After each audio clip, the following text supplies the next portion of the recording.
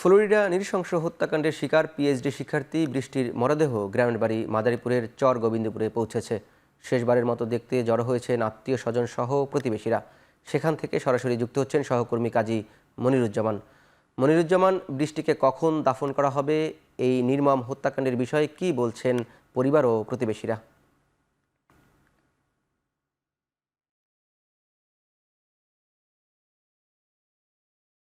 জানাজার নামাজ শেষে বৃষ্টির মরদেহ কবরে নেওয়া হবে এমনটা আমরা দেখছি। এই মুহূর্তে কিন্তু উত্তরকান্দি যেই উচ্চ বিদ্যালয় মাঠ রয়েছে সেখানে তার জানাজার প্রস্তুতি চলছে।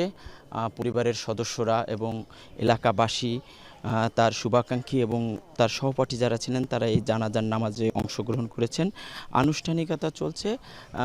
পারিবারিক এবং ধর্মীয় যে কার্যক্রম সেই কার্যক্রম শেষে জানাজা হবে এখানে। এই জানাজা শেষে তার বাড়ির যে পারিবারিক কবরস্থান সেখানে তার জন্য কবর খোঁড়া হয়েছে। দাদা দাদির সেই কবরের পাশেই তাকে কবরস্থ করা হবে।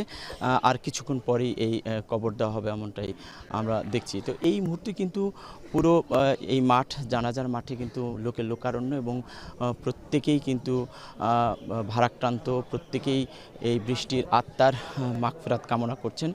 কফিনটি মূলত তার যে অ্যাম্বুলেন্স, সেই অ্যাম্বুলেন্সে ছিল, সেই অ্যাম্বুলেন্স থেকে নিয়ে আসা হয়েছে এখানে। আর পরিবার এবং স্বজনরা কিন্তু বলছেন যে আসলে এটি একটি নৃশংস হত্যাকাণ্ড এবং হত্যাকারী নৃশংসভাবেই তাকে হত্যা করেছে এবং এই হত্যার যে বিচার তারা কিন্তু দাবি করেছেন। তারা বলছেন যে এটি একটি অপূরণীয় ক্ষতি, কারণ বৃষ্টি ছিল মেধাবী শিক্ষার্থী এবং সে উচ্চতর ডিগ্রি নেয়ার জন্যই কিন্তু আমেরিকায় পাড়ি জমিয়েছিলেন। সেই ডিগ্রি সে যেমনটা নিতে পারেননি, তার জন্য কিন্তু দেশের অনেকটা ক্ষতি হয়েছে।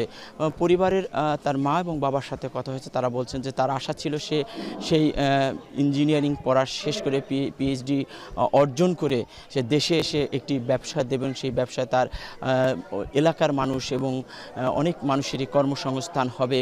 সেই কর্মসংস্থান ছাড়াও তিনি তার এই আয় দিয়ে এলাকার যে অবহেলিত এলাকা তার উন্নয়ন করবেন, এমনটা কিন্তু তার স্বপ্ন ছিল। সেই স্বপ্ন কিন্তু আর বাস্তবায়িত হলো না।